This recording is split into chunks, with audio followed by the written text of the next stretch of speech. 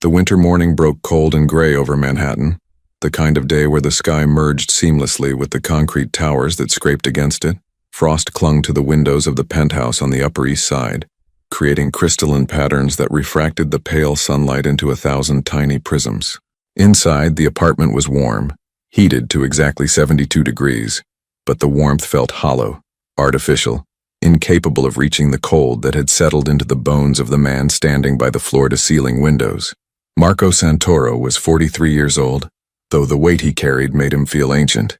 He stood with his hands clasped behind his back, his tailored charcoal suit fitting him perfectly, his dark hair grayed at the temples in a way that suggested distinguished experience rather than age. To anyone looking at him from the street below, not that anyone could see him from this height, he would appear to be exactly what he was, a man of considerable means and influence. What they couldn't see was the exhaustion etched into the lines around his eyes, or the way his jaw was perpetually clenched, as if he were constantly bracing for impact. Behind him, the penthouse stretched out in all its carefully curated luxury, marble floors from Italy, furniture that cost more than most people's homes, art on the walls that had been acquired through channels that didn't ask questions. Everything was perfect, expensive, beautiful. Everything was meaningless. Mr. Santoro. The voice came from Vincent DiNardo, Marco's second-in-command and the closest thing he had to a friend in this world.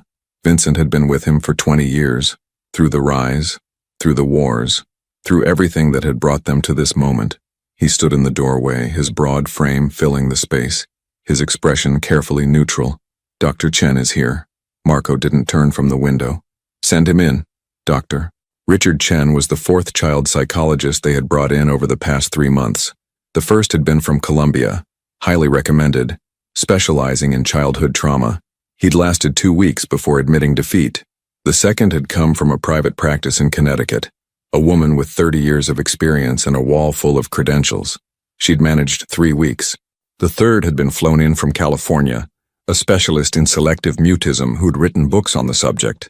He'd left after 10 days, looking more defeated than any of the others. Dr. Chen entered the living room with the kind of cautious optimism that Marco had learned to recognize and resent. They all came in thinking they would be the one to break through, to solve the puzzle, to be the hero of the story. They all left the same way, apologetic, frustrated, and secretly relieved to escape. "Mr. Santoro," Dr. Chen said, setting his leather bag down on the glass coffee table. "I've reviewed all the previous reports and I've prepared several new approaches we might try with Sophia today." Marco finally turned from the window. His dark eyes, the same eyes that could make grown men confess to things they hadn't done, that could silence a room with a single glance, were rimmed with red. "She's in her room, same as always." The hallway to Sophia's bedroom was long and lined with photographs. Marco had put them up himself in the early days after it happened.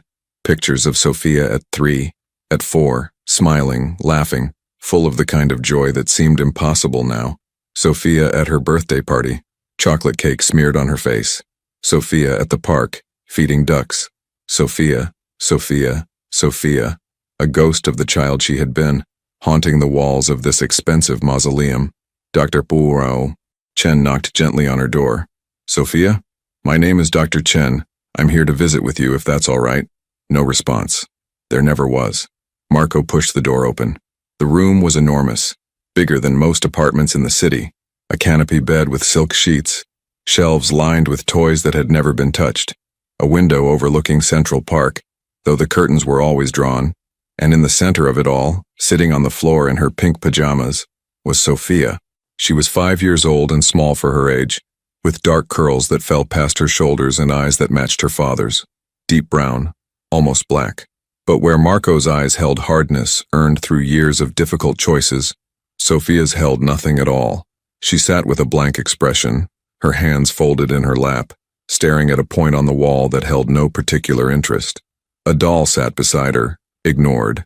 A coloring book lay open nearby, its pages pristine and white. "Hello, Sophia," Dr. Chen said, lowering himself to sit on the floor a respectful distance away. "I brought something I thought you might like." He reached into his bag and pulled out a stuffed elephant, gray and soft. "His name is Peanut. Would you like to hold him?" Sophia didn't move, didn't blink, didn't acknowledge that anyone had entered the room. Marco leaned against the doorframe, his arms crossed over his chest. He'd watched this scene play out so many times now that he could predict every moment. Dr. Chen would try various techniques: play therapy, art therapy, gentle conversation, silence, music. Sophia would sit exactly as she was sitting now, unreachable, locked inside whatever place she'd retreated to 3 months ago. For an hour, Dr. Chen tried everything in his considerable arsenal. He introduced puppets, showed her picture books, sang quiet songs, simply sat with her in comfortable silence. Nothing. Sophia remained as still and unresponsive as a statue, present in body but absent in every way that mattered. Finally, Dr. Chen gathered his things and followed Marco back to the living room. Vincent was waiting there, along with a woman Marco didn't recognize. Sharp suit, briefcase, the look of someone used to difficult conversations. "This is Agent Sarah Morrison," Vincent said quietly. "FBI. She's been waiting." Marco's jaw tightened, but he nodded. This was the dance they'd been doing for months now. "Doctor, if you'll excuse us." Dr. Chen hesitated at the door. "Mr. Santoro, I know this is difficult, but—" "Don't," Marco interrupted, his voice low but firm. "Don't tell me it takes time. Don't tell me she needs patience. Don't tell me any of the things the others have told me. Just send your bill to Vincent." After Dr. Chen left, Agent Morrison opened her briefcase. "Mr. Santoro, I understand this is a sensitive situation, but we need your daughter's testimony about what she witnessed. The investigation has stalled, and without her statement, my daughter," Marco said, each word carefully controlled, "doesn't speak to anyone about anything. So unless you've figured out how to read minds, Agent Morrison, I don't see how I can help you. Mr. Santoro, we have reason to believe that the Moretti family was responsible for your wife's passing. But without Sophia's testimony, I'm aware." Marco cut her off. "Believe me, Agent Morrison, I'm very aware of who was responsible." The agent's expression hardened slightly. "If you're planning on handling this yourself—" "I'm planning," Marco said, moving to the bar and pouring himself a whiskey despite the early hour, "on taking care of my daughter. Everything else can wait." After Agent Morrison left, frustrated but unable to push further without evidence, Vincent poured himself a drink and sat down across from Marco. The two men sat in silence for a long moment, the weight of unspoken words hanging between them. "Boss," Vincent finally said, "we've tried everything. Every doctor in the city, every specialist they could recommend. Maybe it's the environment. This place, the bodyguards, the constant reminders. Maybe she needs something different." Marco stared into his glass. "What are you suggesting?" "I don't know," Vincent admitted. "Something normal. Something that doesn't feel like a prison, even a golden one. When's the last time she left this building? She went to see Dr. Patterson last week. I mean, really left. Went somewhere that wasn't a doctor's office or a hospital. When's the last time she did something a regular 5-year-old does?" Marco stood and walked back to the window. Below, Central Park was covered in a thin layer of snow. He could see people walking dogs, joggers braving the cold, children building snowmen with their parents, normal people living normal lives, the kind of life Sophia should have been living. "There used to be a diner," Marco said quietly, "years ago, before all this, when I was just starting out, barely making ends meet. Little place in Queens, nothing fancy. I used to go there for coffee and eggs. It was run by this Greek family, always smelled like fresh bread. I wonder if it's still there." Vincent stood and joined him at the window. "You want to take her to a diner?" "I want to take her somewhere I felt human once," Marco said. "Somewhere that isn't connected to any of this, somewhere normal." "It's a risk in public like that." "Everything's a risk," Marco said. "But staying here, trapped in this apartment, surrounded by doctors who can't help her and agents who want to use her, that's not living. She's 5 years old, Vincent. She should be eating pancakes and making a mess and acting like a kid, not sitting in silence in a room full of toys she won't touch." Vincent nodded slowly. "I'll have the car ready tomorrow morning, and I'll arrange security. Discreet." "No," Marco said firmly. "No obvious security. I want her to feel like we're just a father and daughter getting breakfast. Can you find the place?" "Miller's Diner," it was called, on Northern Boulevard. "I'll find it," Vincent promised. That night, Marco sat in Sophia's room for hours. She had been moved to her bed by Maria, the nanny, and was sleeping fitfully under the covers. Her face, relaxed in sleep, looked almost peaceful, almost like the little girl she'd been before that terrible October evening when everything had shattered. Marco had been at a meeting when it happened. A business dinner that had run late, discussing territories and arrangements, the kind of conversation that was simultaneously boring and crucial.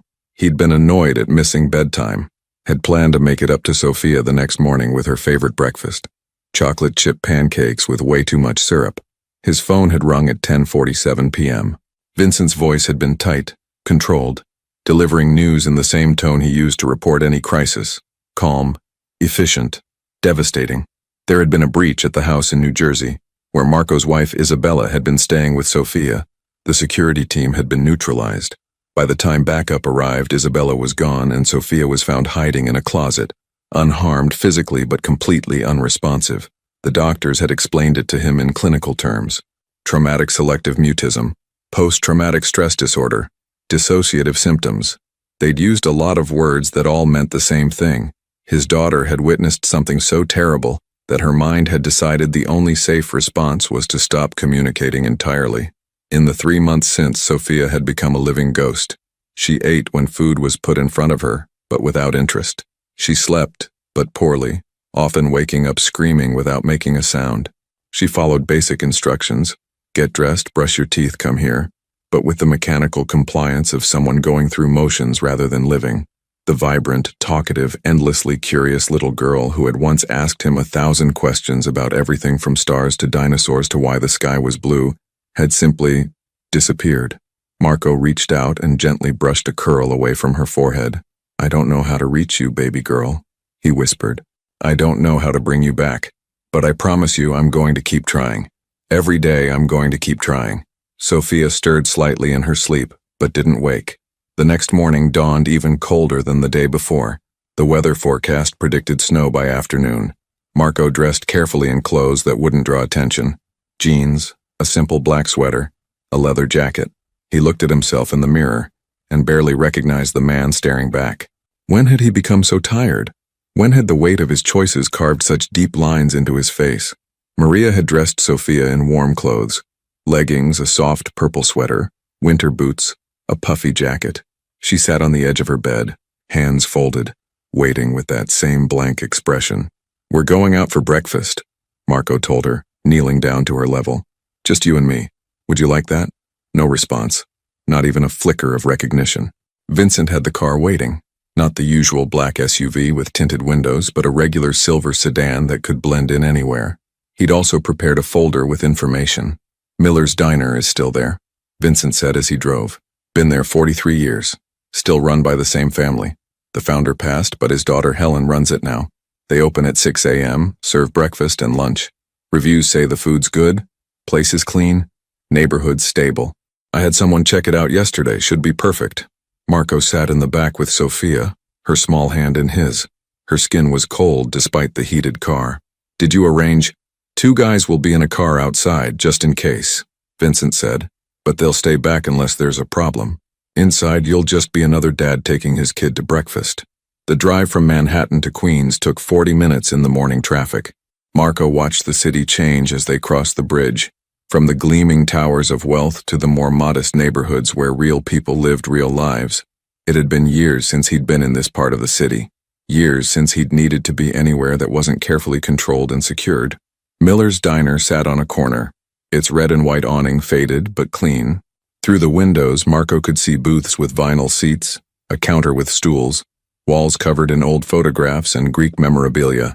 A hand-painted sign in the window advertised the breakfast special: 2 eggs, bacon, toast, and coffee for $8.99. "We'll be inside," Marco told Vincent. "Give us an hour." The door chimed as they entered, releasing the smell of coffee and bacon and something sweet, cinnamon rolls maybe, or fresh-baked bread. It was warm inside, almost too warm after the cold outside. The diner was about half full, an older couple in one booth, a man reading a newspaper at the counter, a woman with a laptop near the window. Normal people doing normal things. A waitress looked up from where she was refilling coffee. She was middle-aged with kind eyes and gray-streaked hair pulled back in a practical ponytail. "Sit anywhere you like, honey," she called out. Marco chose a booth near the back, not out of habit for security exactly, but because old instincts died hard. He helped Sophia out of her jacket and settled her into the seat across from him. She sat with that same blank expression, staring at nothing. The waitress approached with menus and a smile. "Good morning. Cold one out there, isn't it? Can I start you folks off with some coffee?" "Please," Marco said, "and some orange juice for her." The waitress, her name tag read Donna, set the menus down and really looked at Sophia for the first time. Something shifted in her expression, a flicker of concern, but she kept her smile. "And what's your name, sweetheart?" Silence. "This is Sophia," Marco said quietly. She's having a quiet day." Donna's eyes met his, and in that moment, he saw understanding.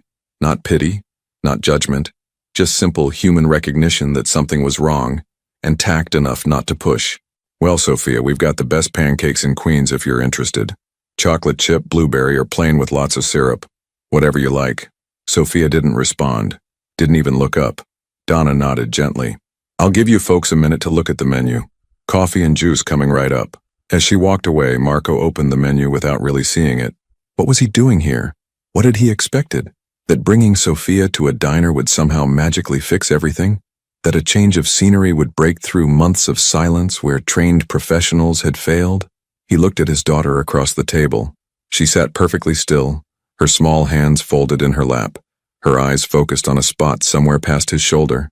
She looked like a doll, pretty and lifeless. "Sophia," he said softly, "look at me, baby. Please." Nothing. Donna returned with the coffee and juice, setting them down carefully. "Decided what you'd like?" "Chocolate chip pancakes for her," Marco said, "and I'll have the breakfast special, eggs over easy." "You got it, hun." They sat in silence as the diner moved around them. The older couple got up to leave, the man calling out thanks to Donna. Another customer came in, stamping snow off his boots. The woman with the laptop laughed at something on her screen.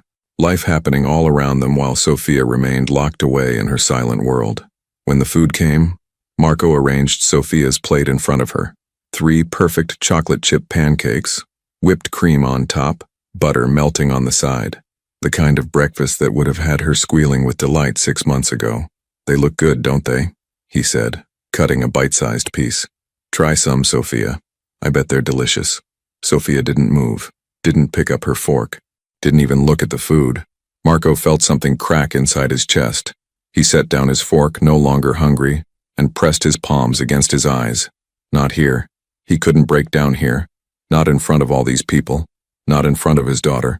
But the weight of the past 3 months crashed down on him all at once. The guilt, the rage, the helplessness, the desperate clawing fear that he would never get his daughter back. "Mr. Santoro." He looked up to find Vincent standing by the table, concern evident on his usually impassive face. "I'm fine," Marco said automatically, though they both knew it was a lie. He picked up his fork with a hand that shook slightly. "We're fine." But they weren't fine. Nothing was fine. And sitting in this diner, surrounded by the warmth and normalcy he'd hoped might reach his daughter, Marco felt further from a solution than ever. Sophia sat across from him, untouched pancakes cooling on her plate, as unreachable as the moon.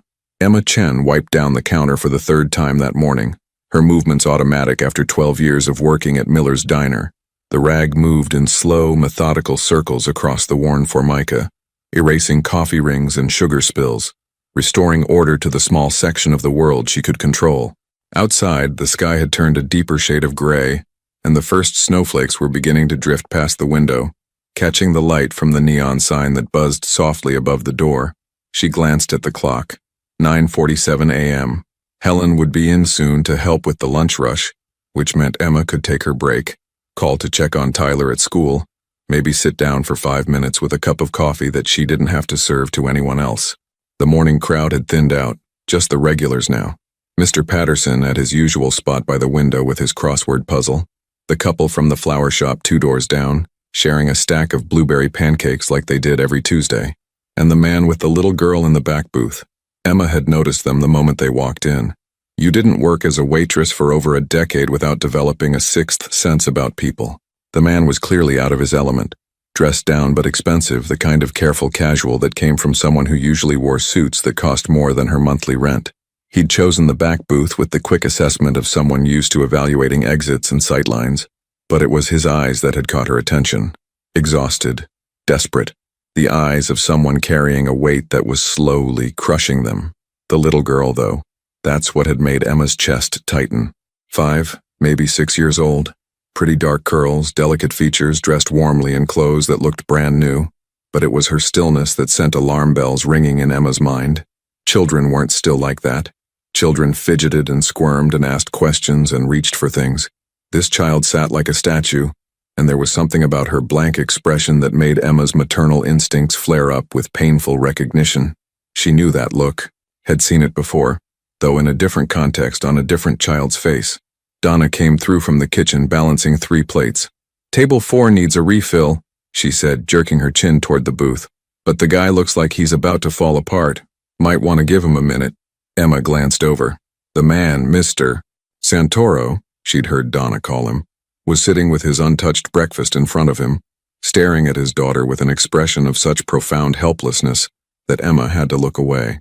The little girl's pancakes sat cooling on her plate, the chocolate chips beginning to harden, the whipped cream deflating into a sad puddle. "I'll take care of it," Emma said quietly.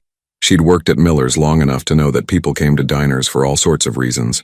Some came for the food, some came for the company, some came because diners were neutral spaces, not home, not work, somewhere in between where you could exist without the weight of expectations, and some came because they were drowning and didn't know where else to go.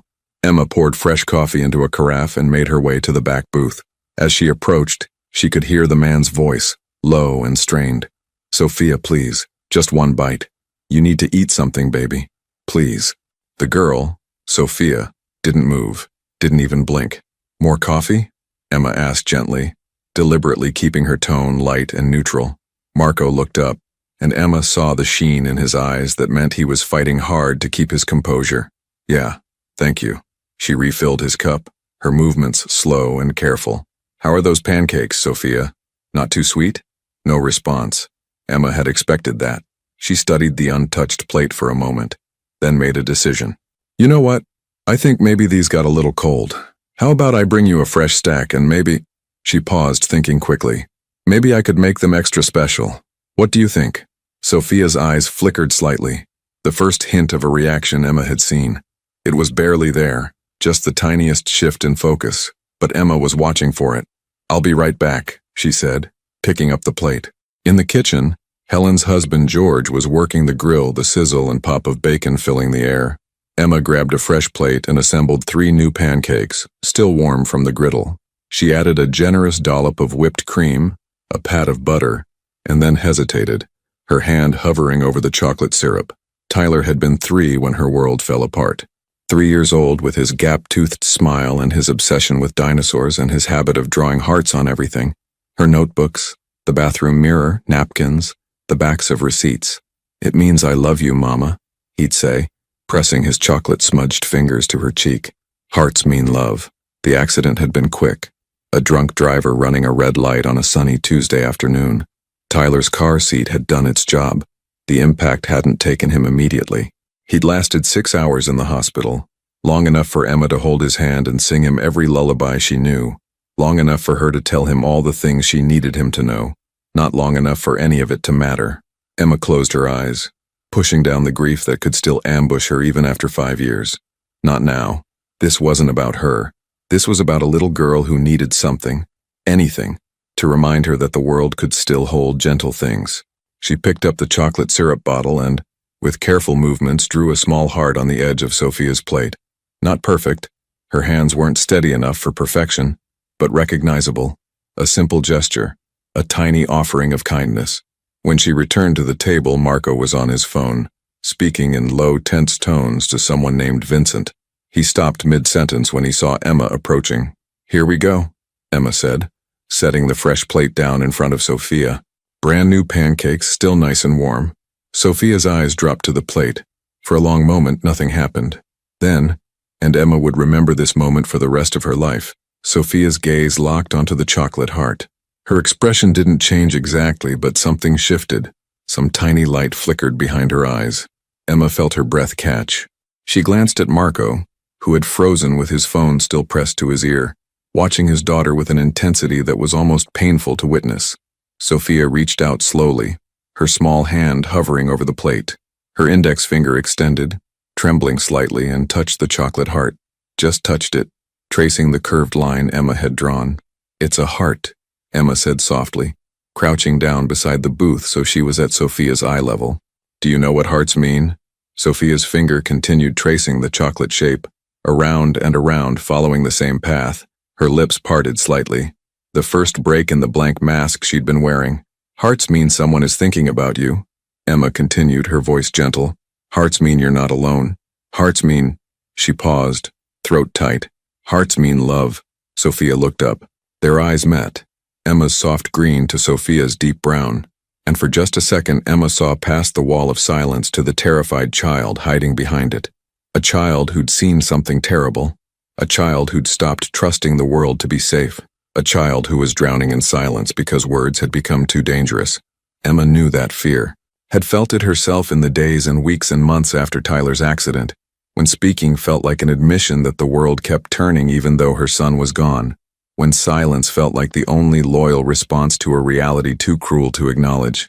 You don't have to talk, Emma said quietly, just to Sophia, though she knew Marco was listening to every word. That's okay.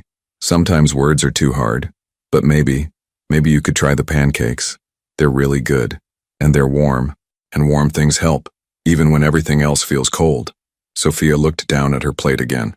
Her hand moved from the chocolate heart to her fork. Slowly, so slowly that Emma held her breath. She picked it up, cut a small piece of pancake, raised it to her mouth, and took a bite. Marco made a sound like he'd been punched. Emma glanced up at him and saw tears streaming freely down his face now, his phone forgotten on the table, both hands pressed to his mouth as he watched his daughter eat. Sophia chewed mechanically, swallowed, then took another bite. Not with enthusiasm. There was no joy in it, no pleasure, but she was eating. After 3 months of having to be coaxed to consume even a few mouthfuls, she was eating on her own. Emma stood up slowly, not wanting to break the moment.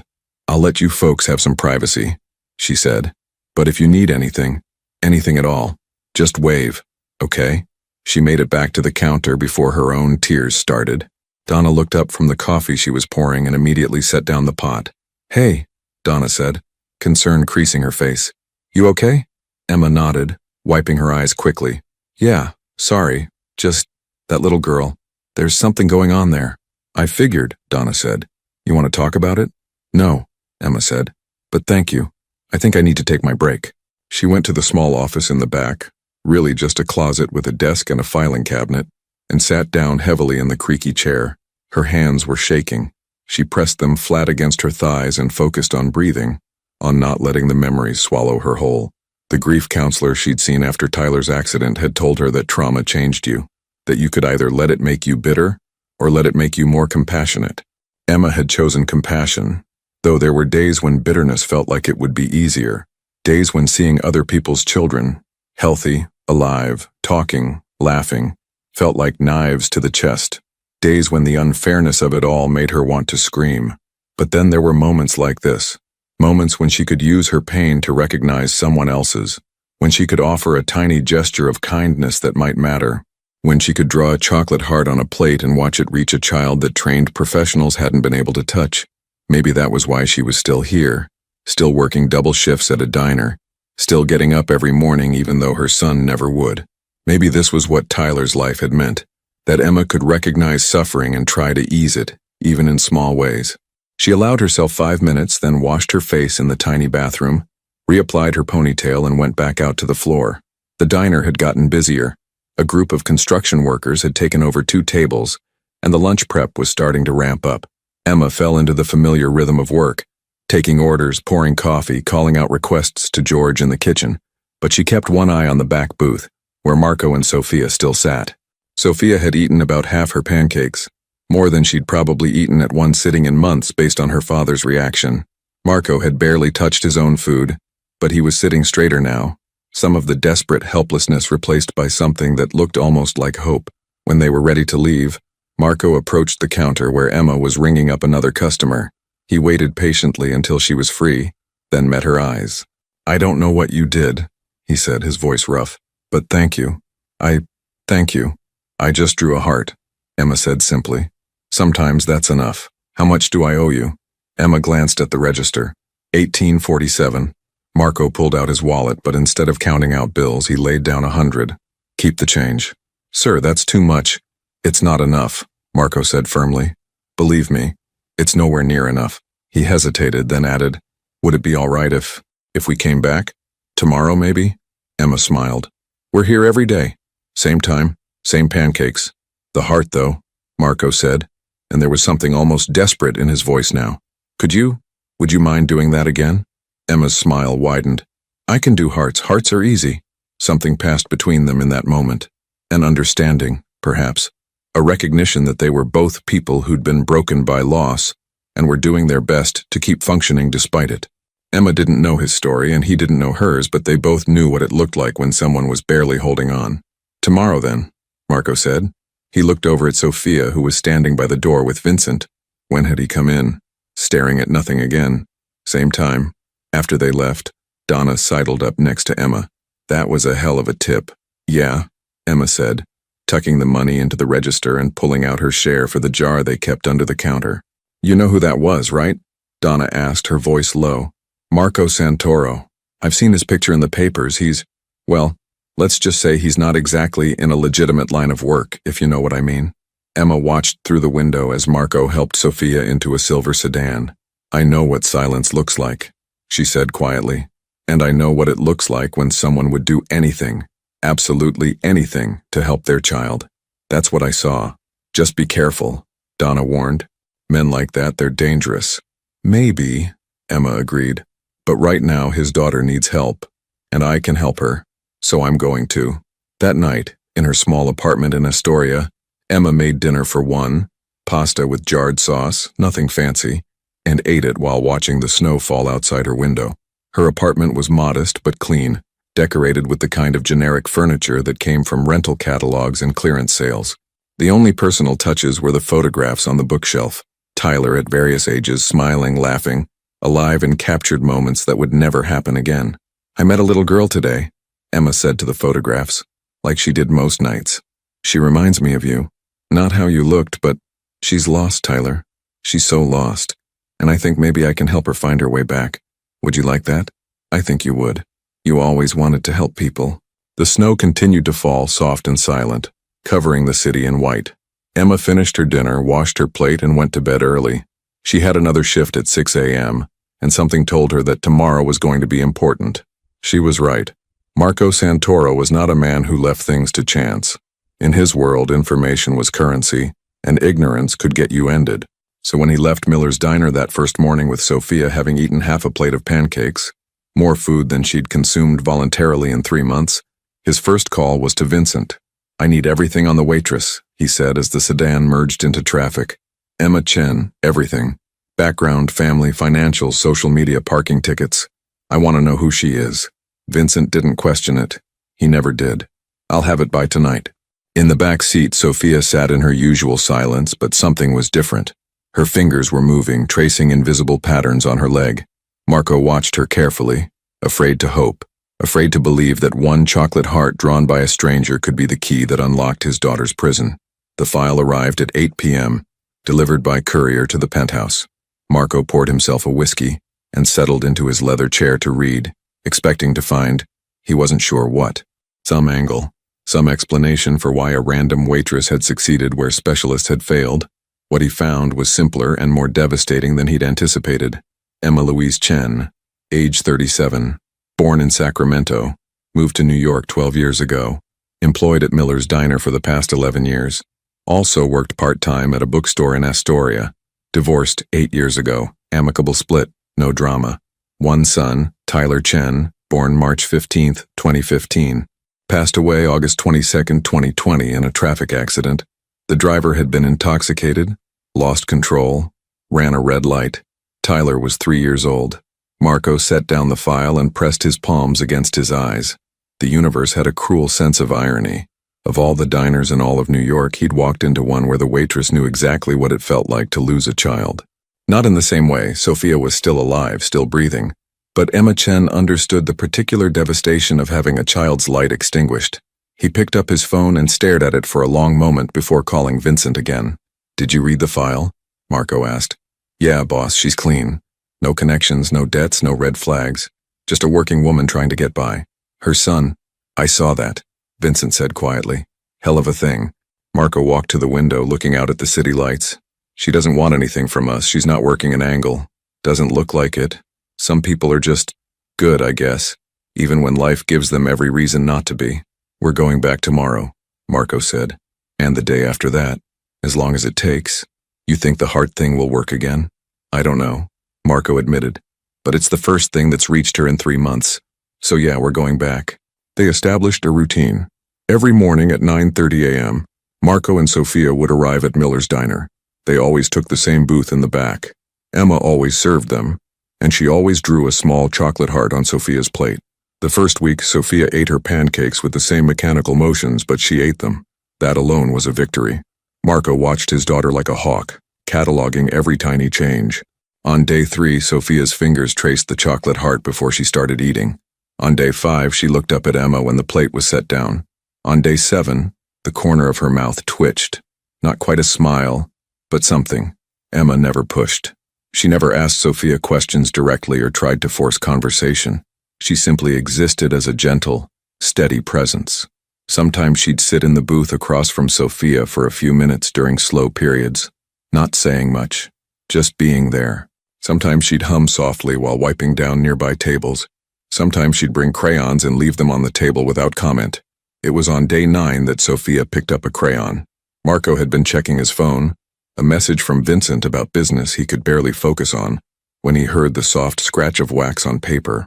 He looked up to find Sophia drawing on the paper placemat, her small hand moving in careful, deliberate strokes. His heart seized. She was drawing a house. Simple, childlike, the kind of picture any 5-year-old might make. A square with a triangle roof, a door, windows. But then she added stick figures, 3 of them. 1 tall, 1 medium, 1 small. Emma appeared at the table as if summoned, 2 coffee mugs in hand. She glanced at the drawing and her expression softened. That's a beautiful house, she said, setting down Marco's refill. Who lives there?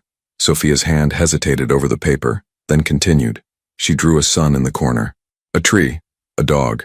Each addition felt significant, weighted with meaning that Marco couldn't quite decipher.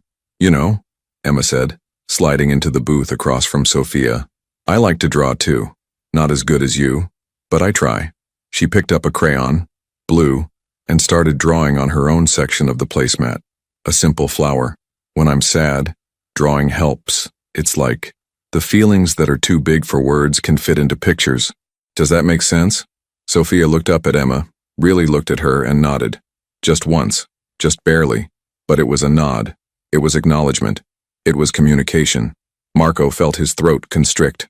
Vincent, sitting at the counter pretending to read a newspaper, caught his eye and gave the smallest nod of recognition.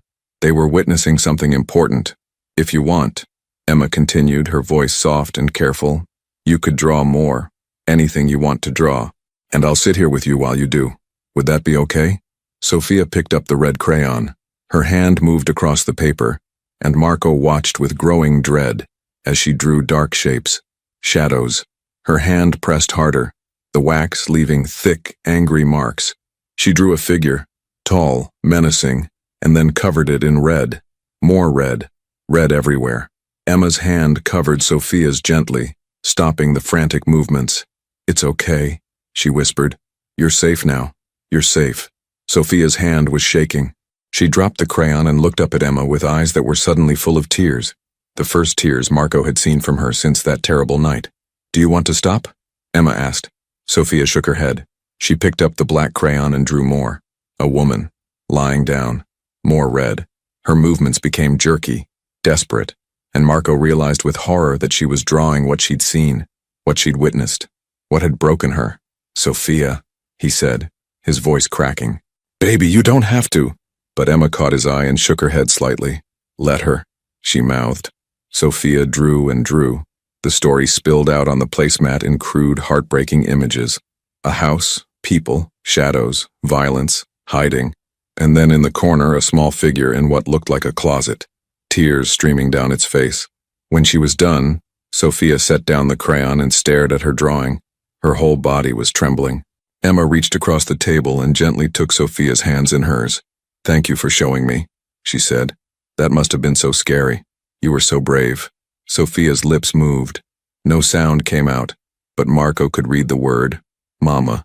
Your mama, Emma said, and there were tears in her eyes now too. You miss her so much.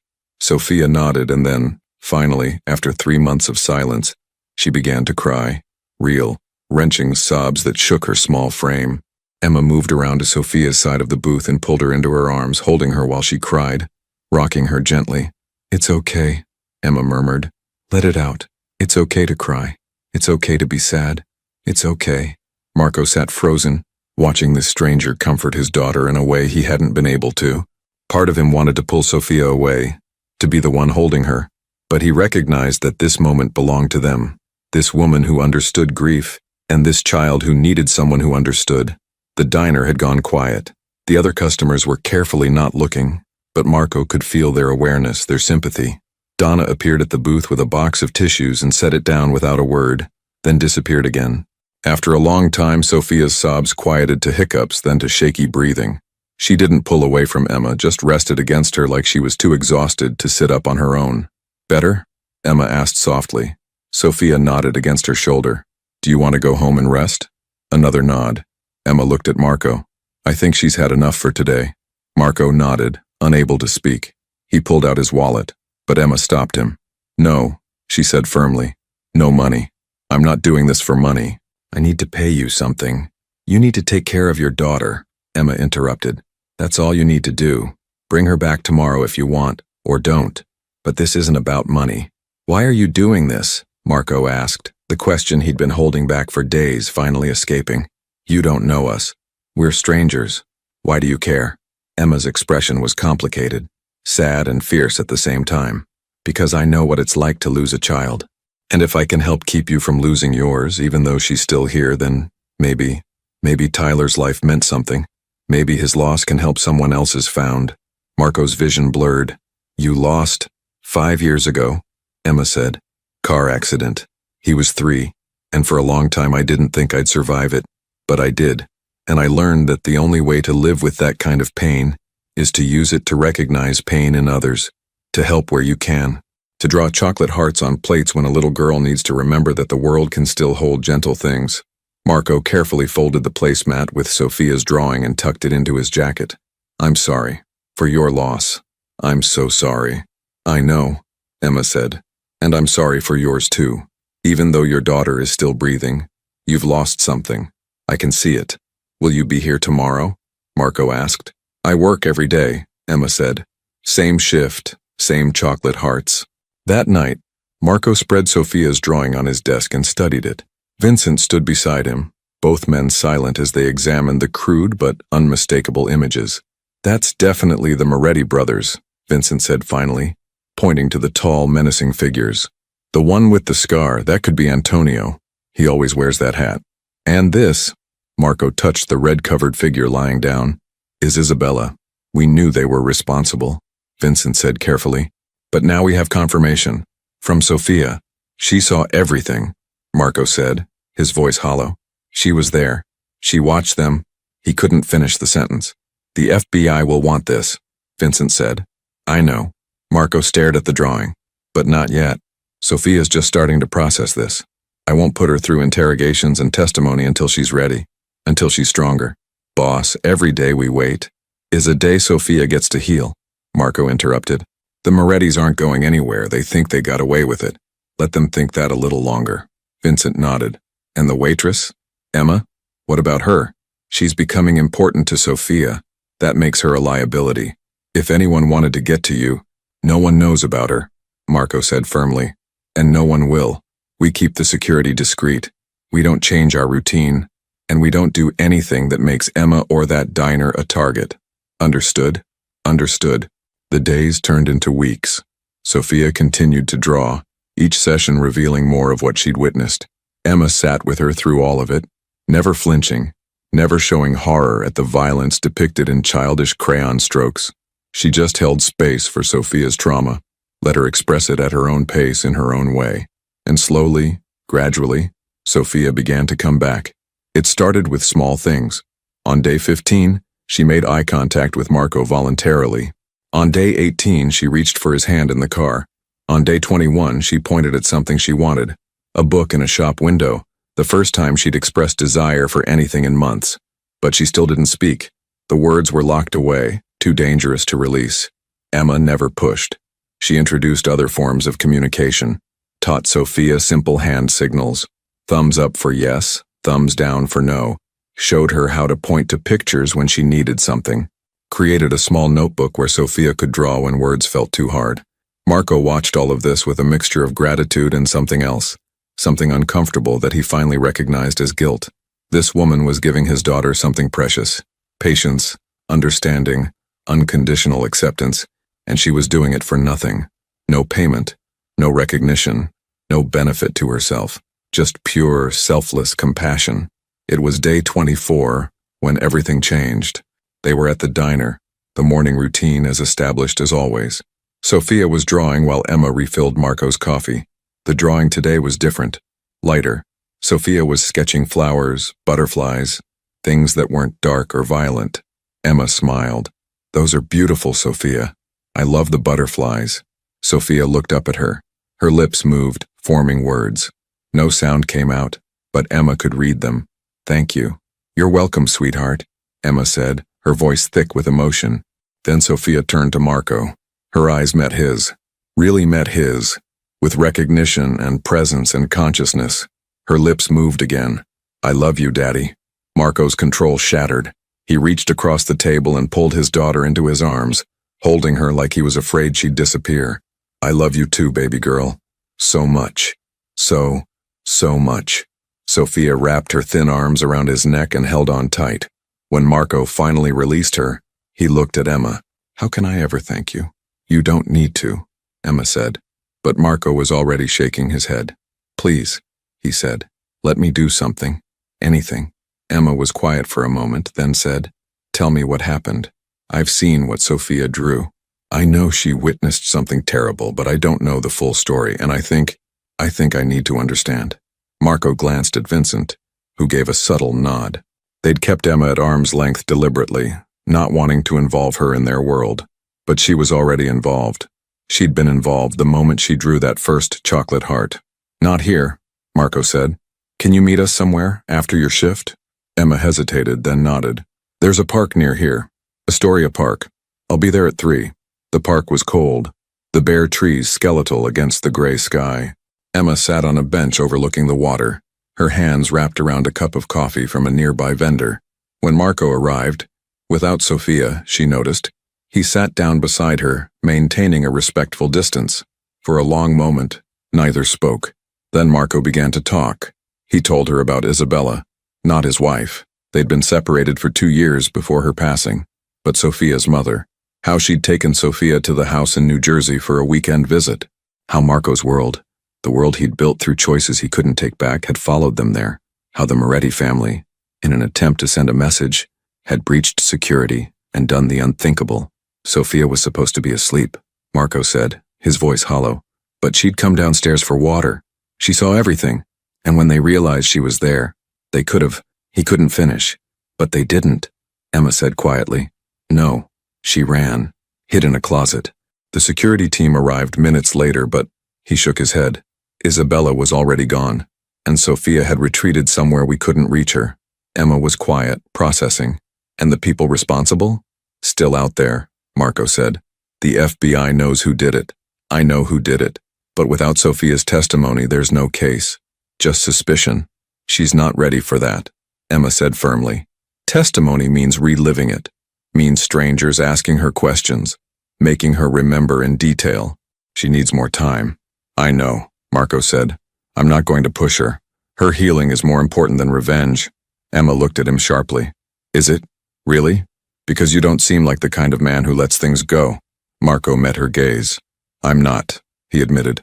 But I'm also a father. And right now my daughter needs me to be that more than she needs me to be. What I am. And what are you, Mr. Santoro?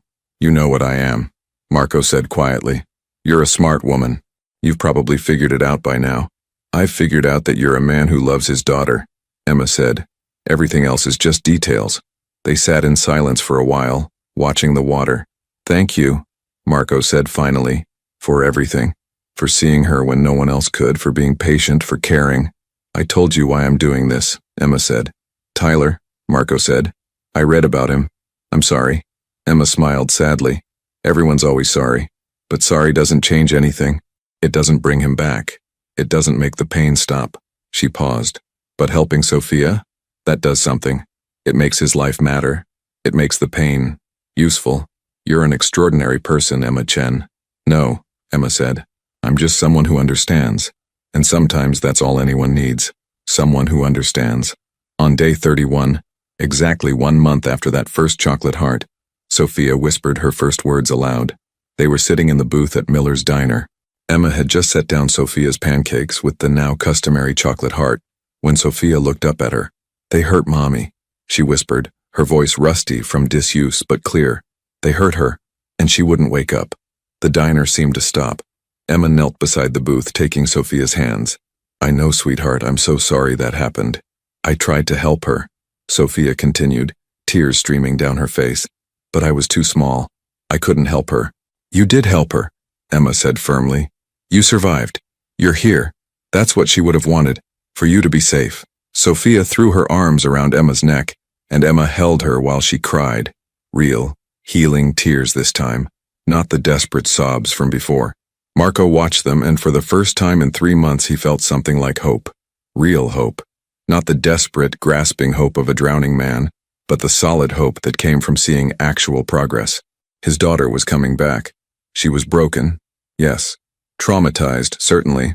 But she was speaking. She was feeling. She was healing. And it was all because of a chocolate heart drawn by a waitress who understood grief.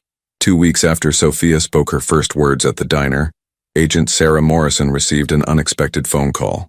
Marco Santoro's attorney requested a meeting, not at the FBI field office, but at a neutral location, a conference room at a respected law firm in Midtown Manhattan, where everything could be documented and official. Morrison arrived with her partner, Agent David Reeves, and a child trauma specialist named Dr. Patricia Hoffman. They'd been briefed on Sophia's condition, on the months of silence, on the failed attempts by countless professionals to reach her. Morrison had honestly given up hope of ever getting the testimony they needed to build a case against the Moretti organization. When Marco Santoro walked in with his daughter, Morrison barely recognized the child from the files. Sophia still looked fragile, too thin, too pale, shadows under her eyes that spoke of difficult nights, but she was present. Her hand was clasped in her father's, and while she stayed close to him, there was awareness in her eyes that hadn't been there before. Behind them came someone Morrison hadn't expected, Emma Chen, the waitress from Queens. She carried a small bag and wore an expression of protective determination that made it clear she wasn't just a bystander. Thank you for agreeing to meet us here, Marco's attorney began, a sharp woman named Catherine Walsh who specialized in difficult cases. My client understands the importance of Sophia's testimony to your investigation. However, there are conditions. Morrison exchanged a glance with Reeves. What kind of conditions? Sophia will give her statement today in full, but she does so with Emma Chen present. Ms. Chen has been instrumental in Sophia's recovery and has earned her trust in a way that, no disrespect to Dr. Hoffman, strangers haven't. Additionally, this statement will be recorded and can be used in legal proceedings, but Sophia will not be required to testify in person unless absolutely necessary. If courtroom testimony becomes unavoidable, accommodations will be made for her age and trauma. That's not, Morrison started, but Dr. Hoffman touched her arm. Actually, Agent Morrison, those are reasonable requests given the child's condition. Having a trusted support person present often helps traumatized children feel safe enough to share difficult experiences, and video testimony is increasingly accepted in cases involving minors, especially in situations like this.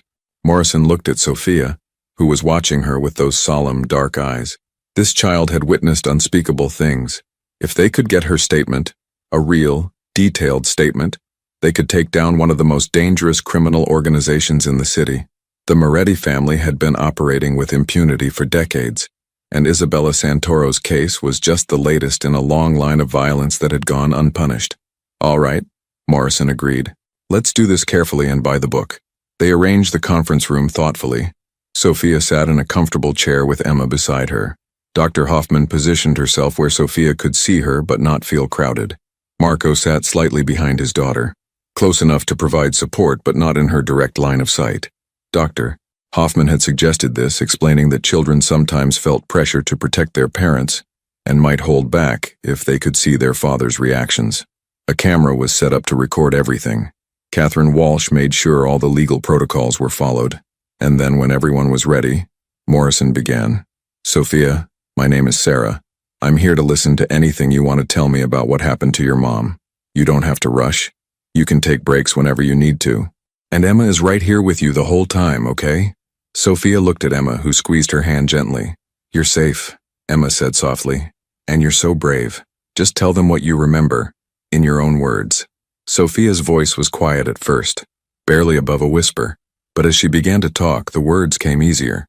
She described the house in New Jersey, how she and her mother had gone there for a quiet weekend, how she'd been in bed but came downstairs because she was thirsty, how she'd heard voices, angry voices, and had hidden behind the kitchen door. "There were 3 men," Sophia said, her small hands twisting in her lap. "Big men. They were yelling at Mommy. She told them to leave. She said Daddy wasn't there and they needed to go." "Can you describe what the men looked like?" Morrison asked gently. Sophia nodded. She described them in the simple but specific way children often do. One had a scar on his face like a lightning bolt. One wore a hat like cowboys wear. One had a tattoo on his neck, like a snake. Details that matched perfectly with the Moretti brothers, Antonio, Giuseppe, and Marco. No relation to Sophia's father, just an unfortunate coincidence of names. "What happened next?" Dr. Hoffman prompted when Sophia paused. Sophia's voice got quieter. "They were mean to Mommy. They said bad words. They said Daddy needed to learn a lesson, and Mommy said, 'You can't hurt me, my daughter is upstairs.' But they just laughed."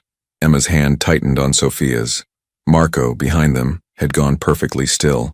One of them, the one with the scar, he pushed Mommy. She fell down. And then, Sophia's voice broke. "And then he had a thing, a black thing, and there was a loud noise and Mommy—" "It's okay," Emma said quickly, seeing Sophia's distress mounting. "You don't have to describe that part if it's too hard." But Sophia shook her head. "I have to. For Mommy." She took a shaky breath. The loud noise happened and Mommy fell down again and she didn't get up. There was red everywhere, so much red, and I wanted to help her but I was scared. I was so scared. "What did you do?" Morrison asked, her own voice thick with emotion. I ran to the closet in the hallway and I hid. I heard them talking. One said, what about the kid?" And the one with the scar said, "Leave her. She's just a kid, she didn't see nothing." But I did see. I saw everything. "How long were you in the closet?" "I don't know. A long time. Until the nice police came, but Mommy—" Sophia's tears spilled over. "Mommy wouldn't wake up. I tried to talk to her when they let me out, but she wouldn't wake up." The room was silent except for Sophia's quiet crying. Morrison had to clear her throat several times before she could continue with her questions. She kept them simple, focused, asking Sophia to describe the men again, to remember any other details, what they wore, what they said, anything that might be useful. Sophia answered everything as best she could. Her testimony was devastating in its simplicity and clarity. This wasn't a confused recollection or a traumatized blur. This was a clear-eyed account from a child who'd witnessed her mother's final moments and had carried that weight in silence for months. When they were finished, Morrison turned off the camera and sat back. "Sophia, you were incredibly brave today. What you told us is going to help us make sure those bad men can't hurt anyone else. Thank you." Sophia looked at Emma. "Can we go home now?" "Yes, sweetheart," Emma said. "You did so well. I'm so proud of you." Outside the conference room, Morrison pulled Marco aside. "Mr. Santoro, I need to be clear with you. This testimony gives us what we need to move forward with arrests and prosecution. But I need your word that you'll let the justice system handle this. I know your inclinations, but if you take matters into your own hands, you'll compromise the entire case." Marco's expression was unreadable.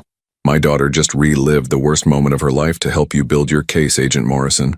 That took more courage than anything I've ever done. I'm not going to let her bravery be wasted. You have my word. I'll let you do your job." Morrison studied him for a long moment, then nodded. "We'll move fast. The arrests will happen within 48 hours. And Mr. Santoro, I am sorry. For your loss. For what your daughter went through. I'm sorry." Marco just nodded. There was nothing to say to that. The arrests made headlines. The Moretti brothers were taken into custody and coordinated raids across 3 states. The evidence was overwhelming. Sophia's testimony combined with forensic evidence and surveillance footage that the FBI had been collecting for months. The case was airtight. The most dangerous criminal organization in the region was finally going to face justice. But Marco Santoro took no satisfaction in it. He'd spent his entire adult life in a world where violence was currency and power was everything. He'd built an empire through choices that kept him awake at night. Choices he'd justified by telling himself he was providing for his family, protecting his interests, maintaining order in a chaotic world. And where had it gotten him? His wife was gone. His daughter had been traumatized, and he'd been powerless to protect either of them. He stood in his penthouse looking out at the city and felt nothing but emptiness. "Boss," Vincent's voice came from behind him. "The Moretti territories are in chaos. With all three brothers in custody, there's going to be a power vacuum. We could—" "No," Marco said quietly. "What?" "I said no." Marco turned to face his oldest friend. "I'm done, Vincent." Vincent's expression shifted from confusion to concern. "What are you talking about?" "Done with what?" "All of it. The business. The territories. The life." Marco gestured at the expensive apartment around them.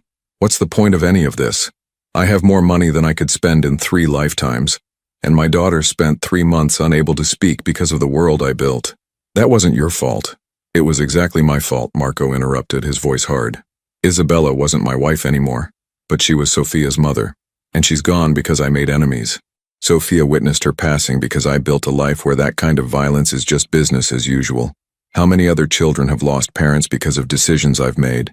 How many other families have been destroyed?" Vincent was quiet for a long moment. "So what are you going to do?" "I'm going to be a father," Marco said. "A real father. Not someone who throws money at problems or surrounds his kid with bodyguards and therapists. I'm going to be present. I'm going to be safe. I'm going to build a life where Sophia can heal and grow up without fear." "That's not as easy as it sounds," Vincent warned. "You can't just walk away. There are obligations, agreements, people who depend on—" "I know," Marco said. "That's why I need your help. You've been with me for 20 years, Vincent. You're the only person I trust completely. Help me transition out. Find good people to take over the legitimate businesses. Sell off or shut down everything that isn't legal. Set up trusts and accounts that will support Sophia's future and compensate people I have obligations to. And help me disappear." "Disappear?" "Not literally," Marco clarified. "But I want to step back. Move somewhere quiet. Somewhere Sophia can go to a normal school and have a normal life. Somewhere people don't know who I am or what I've done." Vincent studied him carefully. "You're serious about this?" "I've never been more serious about anything. It's going to take time. Months, maybe a year to do it right." "I have time," Marco said. "And while we're doing it, I'm going to focus on Sophia, on helping her heal." Emma's apartment was modest, but it had something Marco's penthouse lacked: warmth. The furniture was secondhand but comfortable. The walls were decorated with photographs and small pieces of art that clearly meant something to the owner. A bookshelf overflowed with well-worn paperbacks. The kitchen smelled like something homemade. Chicken soup, Marco realized. The kind of comfort food that came from hours of patient cooking. "Thank you for inviting us," Marco said, watching Sophia settle onto the couch with a book Emma had given her. "Of course," Emma said, ladling soup into bowls. "You've been coming to the diner for 6 weeks now. I figured it was time to expand our horizons." It had become routine.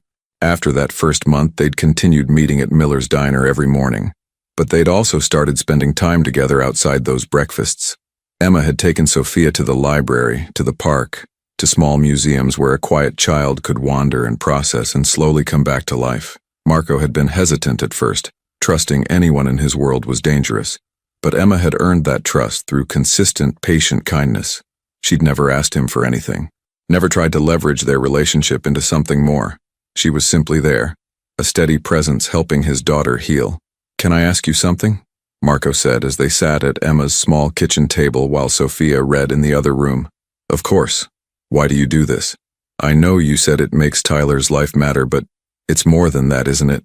You've given up so much of your time, your energy. You barely know us." Emma was quiet for a moment, stirring her soup.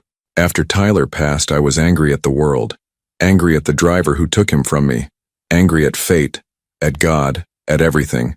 I spent months just existing, going through the motions. The grief counselor I saw told me that I needed to find meaning in the pain, that trauma could either destroy you or transform you. She paused, choosing her words carefully. I chose transformation. I looked at my pain and I thought, what can this teach me? What can I learn from this that might help someone else? And what I learned was how to recognize when someone is drowning, how to see past the surface to the real suffering underneath, how to offer kindness without expectation of return. But why us specifically? Marco pressed. Emma smiled sadly. Because the first time I saw Sophia, I saw myself, that blank look, that complete withdrawal from the world. That's what I looked like for months after Tyler died. And I saw you, desperately trying to reach someone you loved but not knowing how. And I thought, maybe I can help. Maybe this is why I survived my loss, so I could help them survive theirs. Marco felt his throat tighten. You saved her life. You know that, right? If you hadn't reached her, if you hadn't helped her find a way back, you would have found another way. Emma interrupted. Parents who love their children always do. I just happened to be in the right place at the right time with the right experience to help. I want to pay you, Marco said. Please, let me set up an account or pay off your apartment or… No, Emma said firmly. I told you from the beginning. This isn't about money. Then what can I do? How can I thank you properly? Emma looked toward the living room where Sophia was curled up on the couch, peacefully reading. Keep being her father. Keep showing up. Keep doing the hard work of helping her heal. That's all the thanks I need. They sat in comfortable silence for a while, eating soup and listening to the sounds of the city outside Emma's window. I'm leaving, Marco said finally. The business, the life, all of it. I'm transitioning everything so I can focus on being a father. A real father. Emma's eyebrows rose. That's a big decision. It's the only decision, Marco said. I can't keep living in a world where my daughter is at risk. Where violence is always one wrong move away. She deserves better. She deserves a father who picks her up from school and helps with homework and goes to parent-teacher conferences. Normal things. Safe things. Where will you go? I don't know yet. Somewhere quiet. Somewhere we can start over. He hesitated. Will you stay in touch? Sophia's gotten so attached to you. I don't want her to lose another important person. Emma smiled. Of course. Distance doesn't matter these days. We have phones, video calls, all of that. And who knows? Maybe I'll visit wherever you end up. I've always wanted to travel more. You'd be welcome, Marco said. Always. 3 months after Sophia's testimony, the trial began. The evidence was overwhelming. Sophia's video testimony was shown in a closed courtroom, with only the judge, jury, attorneys, and necessary personnel present. The footage was devastating. A 5-year-old child calmly describing how 3 men had taken her mother's life while she hid in terror. The defense tried to argue that the testimony was unreliable, that Sophia had been coached or confused, that the trauma had distorted her memories. But the forensic evidence backed up every detail she'd provided. The timeline matched. The descriptions matched. The surveillance footage from neighboring properties, while not capturing the incident itself, showed the Moretti brothers entering and leaving the property at the exact time Sophia had described. The trial lasted 6 weeks. The verdict took the jury 3 hours. Guilty on all counts. Marco wasn't in the courtroom when the verdict was read. He was at a small house in Vermont, watching Sophia play in the snow. They'd moved there a month earlier, a modest home in a quiet town where nobody knew who they were or what they'd come from. Sophia had enrolled in the local elementary school under a different last name, just another kid trying to catch up after a difficult year. When his phone rang with news of the verdict, Marco felt nothing. No satisfaction, no sense of victory, just relief that it was over, that Sophia would never have to testify again, that the men who'd taken Isabella's life would spend the rest of theirs in prison. Daddy, look, Sophia called from the yard, holding up a lopsided snowball. I made a snowball. Marco pocketed his phone and went outside. That's a great snowball. Are you going to throw it? Sophia grinned, a real grin, the first he'd seen in over 6 months, and launched the snowball at him. It fell apart mid-flight, but Marco acted like he'd been hit anyway, staggering dramatically. Sophia laughed. Actually laughed. The sound was like music. You got me, Marco said, falling into the snow. I'm down. You win. Sophia ran over and collapsed next to him, both of them lying in the snow and looking up at the gray winter sky. Daddy? Yeah, baby? Are we going to be okay? Marco turned his head to look at his daughter. She was still too thin, still had shadows under her eyes, still woke up sometimes screaming from nightmares. But she was here. She was talking. She was laughing. She was healing. Yeah, he said. We're going to be okay. 6 months later, on a warm June morning, Emma drove up to Vermont for a visit. She'd kept in touch via video calls, watching from a distance as Sophia slowly transformed from a traumatized child into something approaching a normal 6-year-old. But this was her first in-person visit since they'd moved. The house was small, but charming, with a garden out front where Sophia had helped plant vegetables. Sophia came running out when Emma's car pulled up, throwing herself into Emma's arms with an enthusiasm that made Emma's heart swell. "Emma, you're here. Daddy said you were coming, but I didn't know if you were really coming, but you're really here." "I'm really here," Emma laughed, hugging Sophia tight. "I missed you so much." "I missed you too. Come see my room and the garden, and there's a creek behind the house where we found tadpoles. And I'm in 1st grade now, and I have a friend named Maya, and we play at recess every day, and—" "Slow down," Emma said, laughing. "I'm here for the whole weekend. We have time to see everything." Marco appeared in the doorway, looking more relaxed than Emma had ever seen him. He wore jeans and a flannel shirt, a far cry from the expensive suits he'd worn in New York. His face had filled out slightly. The stress lines around his eyes softened. "Welcome," he said, taking Emma's bag. "Sorry about the enthusiastic greeting. She's been talking about your visit all week." "I wouldn't want it any other way," Emma said. They spent the weekend like old friends. Marco showed Emma around the town, the small downtown with its mom-and-pop shops, the library where Sophia had a library card, the school where she was thriving. Emma met Sophia's teacher, Ms. Rodriguez, who had no idea that this polite, creative student had spent months unable to speak. "She's doing wonderfully," Ms. Rodriguez told them during an impromptu meeting. "Very bright, very kind to the other children. She's a bit quiet sometimes, but she's coming out of her shell more every day." That evening, they had dinner together. Marco grilled burgers while Sophia showed Emma every drawing she'd made in the past 6 months. The drawings had changed. The dark, violent images had been replaced with sunshine, flowers, animals, and people with big smiles. After Sophia went to bed, Marco and Emma sat on the porch, watching fireflies dance in the gathering darkness. "You did it," Emma said. "You built her a new life." "We did it," Marco corrected. "None of this would have been possible without you.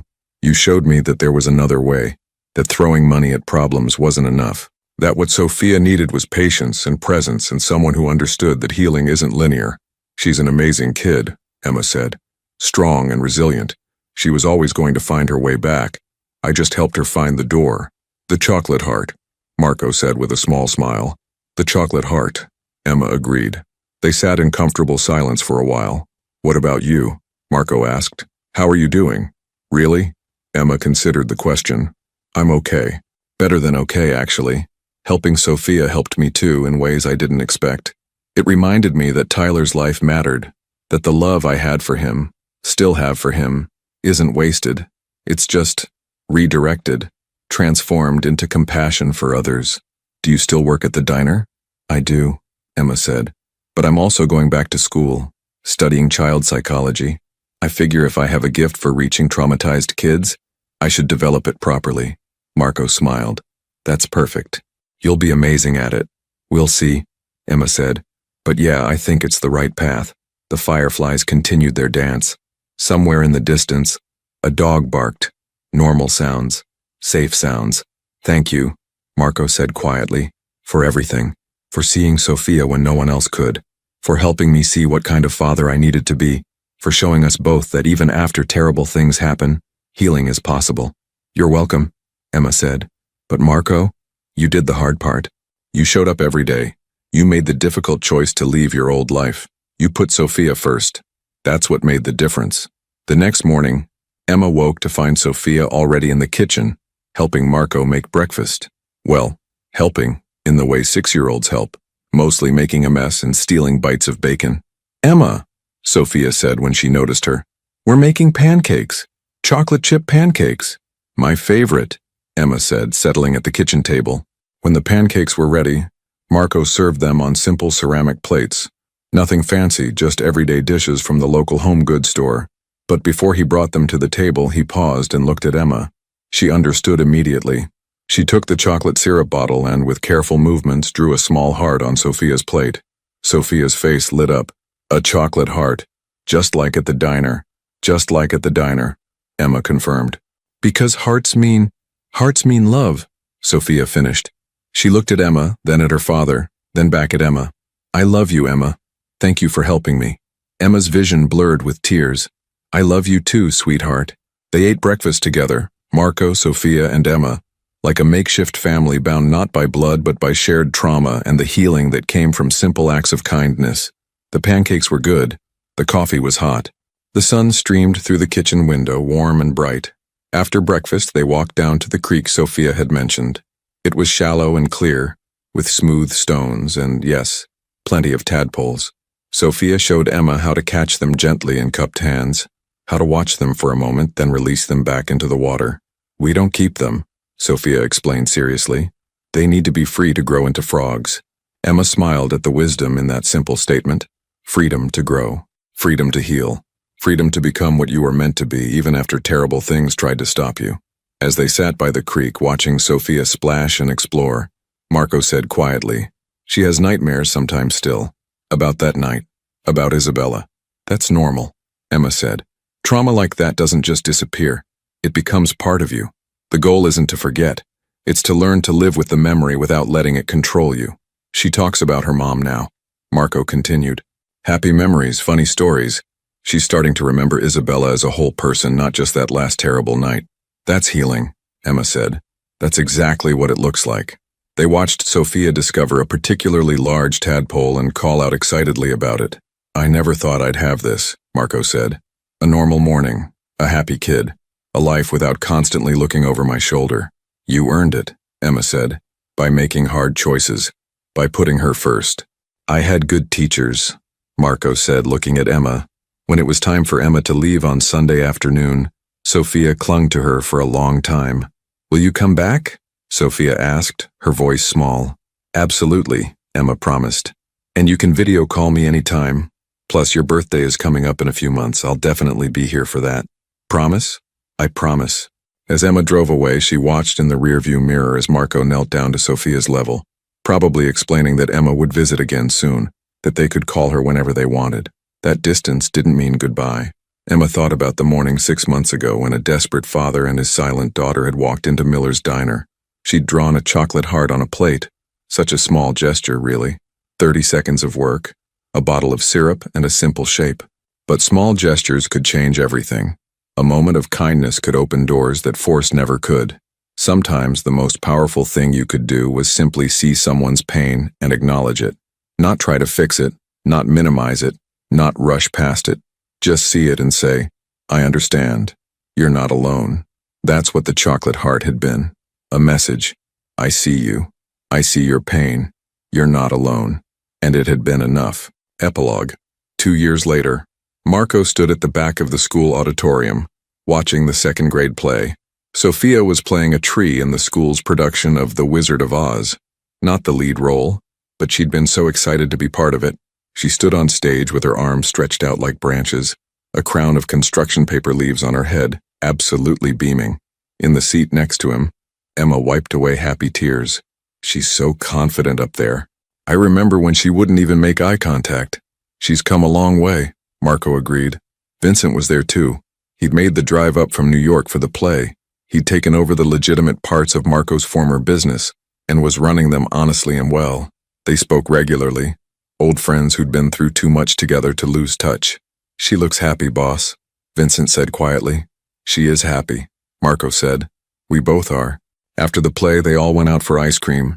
Sophia, Marco, Emma, Vincent, and Sophia's friend Maya with her parents. They crowded into a booth at the local ice cream shop, a place that had terrible decor but excellent banana splits. Sophia sat between Marco and Emma, chocolate ice cream smeared on her face, talking a mile a minute about the play, and how nervous she'd been, and how the boy playing the Tin Man had forgotten his lines, and how Ms. Rodriguez had said they all did a great job. Emma caught Marco's eye across the table and smiled. He smiled back, a real, genuine smile that reached his eyes. Later, after Maya's family had left and Vincent had headed back to the city, Marco walked Emma to her car. Thank you for coming, he said. It meant a lot to Sophia, to both of us. I wouldn't miss it, Emma said. She's my girl too, you know. I know, Marco said, and I'm grateful for that, for you, for everything you've given us. Emma hugged him, a friend's hug, comfortable and warm. You gave yourself a second chance, Marco. You did the work. I just drew a chocolate heart. Best chocolate heart ever drawn, Marco said. Emma laughed. I don't know about that, but it did what it needed to do. She got in her car, but before she pulled away, Sophia came running up, her tree costume still on. Emma, I forgot to tell you. Next month we're having a family picnic at school and you have to come, Daddy. Emma has to come, right? Emma is always welcome, Marco said. If she can make it, I'll be there, Emma promised. As she drove away, Emma looked in the rearview mirror one last time. Marco had lifted Sophia onto his shoulders and they were walking toward their car, Sophia's laughter carrying on the warm evening air. A father and daughter healing together, building a life defined not by violence and loss but by love and possibility. Emma thought about Tyler, as she did every day, but the thought didn't hurt quite as much anymore. Instead, it felt like warmth, like his love had transformed into something that helped others, into compassion and understanding, and chocolate hearts drawn on plates for little girls who needed to remember that the world could still be gentle. I think you'd be proud, baby, she whispered to the memory of her son. I think you'd really like Sophia. She's special, just like you were. The sun was setting over Vermont, painting the sky in shades of orange and pink. Emma rolled down her window and let the warm air wash over her. She had a long drive ahead, back to her apartment in Queens, back to her shifts at the diner and her classes at school, back to her own life. But she'd be back, for Sophia's picnic, for her birthday, for Christmas, for all the moments that mattered, because that's what family did. And somewhere along the way, in a diner in Queens with chocolate syrup and pancakes, and a grief that both women understood, they'd become family, not by blood, not by marriage, but by choice, by kindness, by a simple chocolate heart that had meant everything.